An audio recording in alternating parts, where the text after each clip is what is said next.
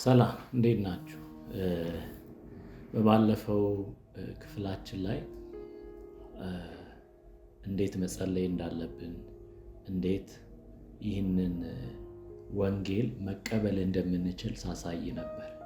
ያንን ክፍል የተከታተላችሁና አብራችሁኝ የጸለያችሁ ሰዎች ኮንግራጁሌሽንስ፣ የእግዚአብሔር መንግስት አባላት ወይም አካላት ሆናችኋል። ስለዚህ ይህንን በመረዳት እንድትመላለሱ በዚሁ እመክራችኋለሁ። ያንን ጸሎት ከጸለይን በኋላ በወንጌል እውነት ካመንን በኋላ ወደ ሰው ህይወት ምን ይመጣል? ይህ ነገር ለህይወታችን ምን ያመጣል ስንል አንደኛ እና ዋነኛው ነገር ዋስትና፣ የሰማይና የምድር ፈጣሪ የሆነው አምላክ እግዚአብሔር የኛ ቤተሰብ ሆኗል። አሁን እግዚአብሔር አምላክ እንደ ልጆች ያየናል፣ የልጅነትን ስልጣን ይሰጠናል። እሱ ብቻ አይደለም፣ ከዚህ ምድር በሞት እንኳን ብንሄድ የዘላለም ህይወት ዋስትና አለን እንጂ እምንጠፋ አይነት ሰዎች አይደለን። ስለዚህ የዘላለም ህይወት ዋስትና ኦልሬዲ አግኝተናል። በዚህ እውነት ውስጥ ከገባን ከልባችን አምነን ያንን ጸሎት በአፋችን ከጸለይን ከዛ ሰዓት ጀምሮ የዘላለም ህይወት ዋስትና በእጃችን ላይ አለ ማለት ነው። ሌላው የማንነት ለውጥ፣ ከዚህ በፊት እንዳወራ ነው በአዳምና ሔዋን አለመታዘዝ የሰው ልጅ ውስጠኛው ማንነቱ ወይም መንፈሱ ወይም ልቡ የምንለው ማንነት ተበላሽቶ ነበር፣ ተበክሎ ነበር፣ በኃጢአት ቆሽሾ ነበር እና ልክ ጌታ ኢየሱስ ክርስቶስን የህይወታችን ጌታና አዳኝ አድርገን ስንቀበል ወደ ወንጌል እውነት ልባችንን ስንመልስ የማንነት ለውጥ በህይወታችን ላይ ይሆናል። ኢንስታንት የሆነ ባመንን ዕለት ባመንን ሞመንት የሆነ የማንነት ለውጥ፣ ልባችን እንደገና ይቀየራል።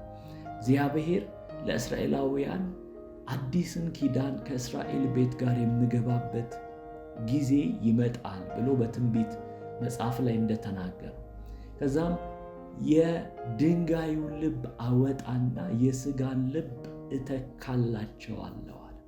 ያ ማለት ውስጣችን የደነደነው እግዚአብሔርን የማይፈልገው ማንነት፣ በኃጢአት የቆሸሸው በኃጢአት የተበከለው ማንነት በክርስቶስ ኢየሱስ የመስቀል ሥራ ከኛ ተወግዶ በትንሣኤው ደግሞ አዲስ ማንነት በእኛ ውስጥ እንደሚገባ የሚያመለክት ነው ማለት ነው።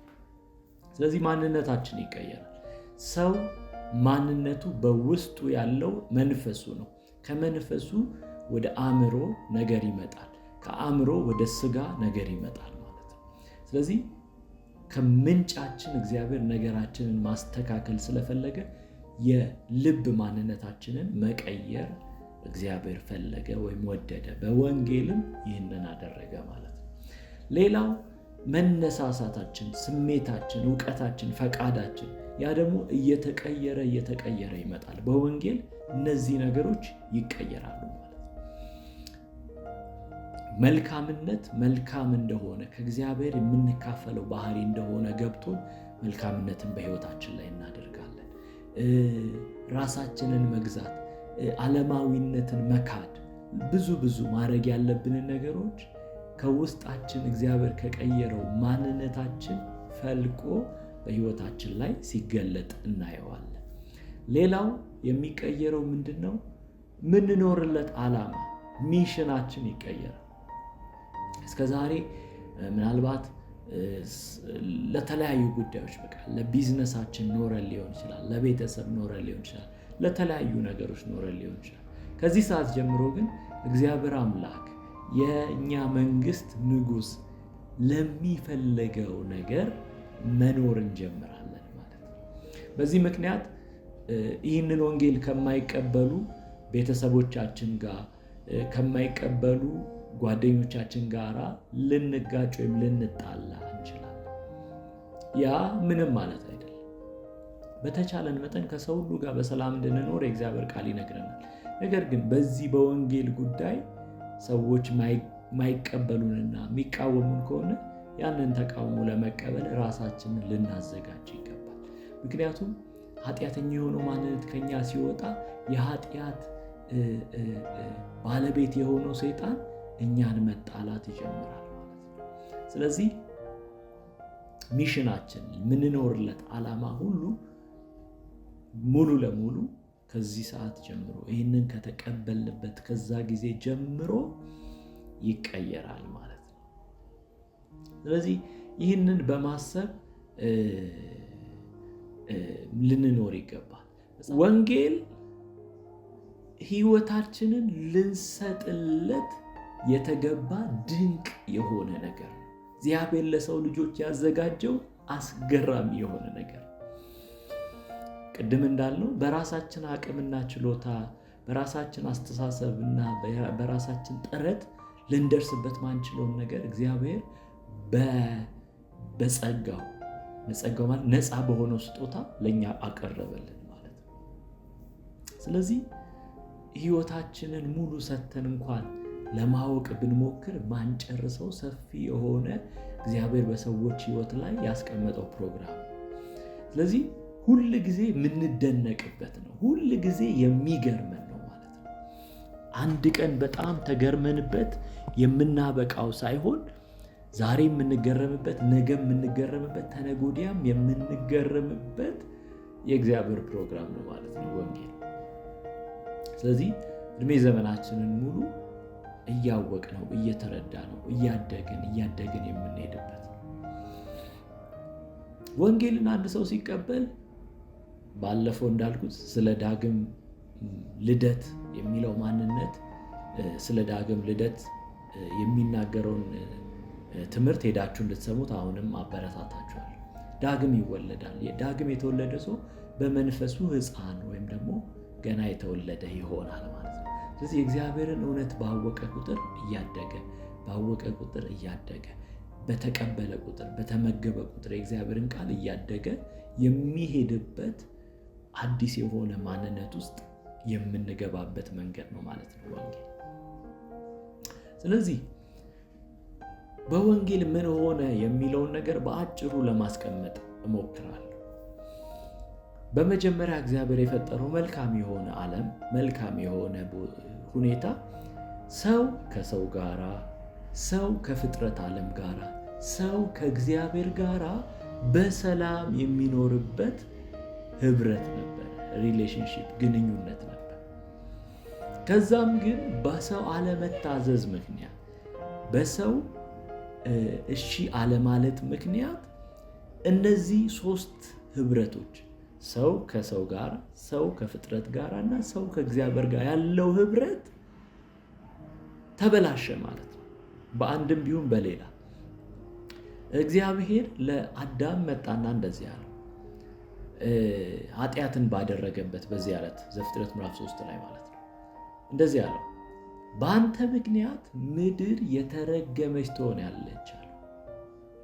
በአዳም አለመታዘዝ ምክንያት ምድር የተረገመች ትሆናለች። ከዛ እሾህና አሜኬላ ታበቅልብሃለች። ከዛ በላብህ ጥረህ ግረህ ትበላለህ ብሎ ረገመው ማለት ነው አዳም። ወይም ደግሞ የወደቀበትን እርግማን እግዚአብሔር ለአዳም አስታወቀው። ስለዚህ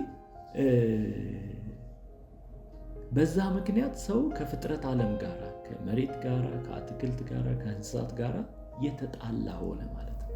ለዚህ ነው አንዳንድ እንስሳቶች ሰዎችን አታክ ያደርጋሉ። አንዳንድ ቦታ ላይ የሆነ ነገር ለማብቀል ስትፈልጉ እንደምትፈልጉት ያ ነገር አይበቃም። ያ የእግዚአብሔር ዋና ፕሮግራም አልነበር። ምናልባት እኛ ከተፈጠርን ጊዜ ጀምሮ ስናይ የምናውቀው እሱ ስለነበር ያ እውነተኛ በቃ ያው እንደዛ ነው ህይወት የሚቀጥለው እንደዛ ነው ብለን ልናስብ እንችላለን። ግን ያ እውነት አይደለም። ምክንያቱም የእግዚአብሔር ቃል በደንብ አድርጎ አስረግጦ ስለሚነግር። ከዛ ምን ሆነ?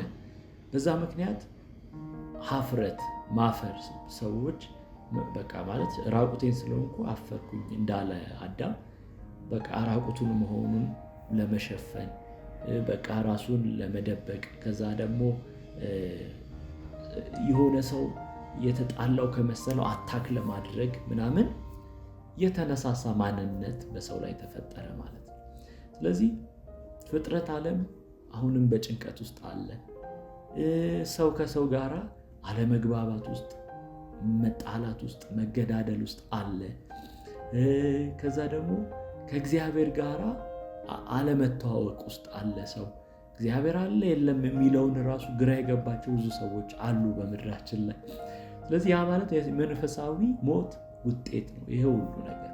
ሌላው ሰዎች ከእግዚአብሔር ውጪ ኑሮን ለመኖር፣ ህይወትን ለመኖር፣ ምግብ ለመብላት፣ ለመጠጣት፣ የራሳቸውን መንገድ ለመሄድ የመረጡበት ሁኔታ አለ። ያም ባህል ትክክለኛ ባህል አይደለም። ከእግዚአብሔር ውጪ ምንም አይነት የምንኖረው ህይወት እግዚአብሔር በቸርነቱ ስለፈቀደልን ልንኖረው እንችላለን እንጂ ፉልፊልመንት ወይም ሙላት በዛ ህይወት ውስጥ ልናገኝ አንችልም። ገንዘብን አግኝተን ሙላትን አናገኝም። ጥበብን አግኝተን፣ እውቀትን አግኝተን፣ የትኛውን የምናገኘውን ነገር ሁሉ አግኝተን ሙላትን በዚህ ህይወት ውስጥ ልናገኝ አንችልም ማለት ነው።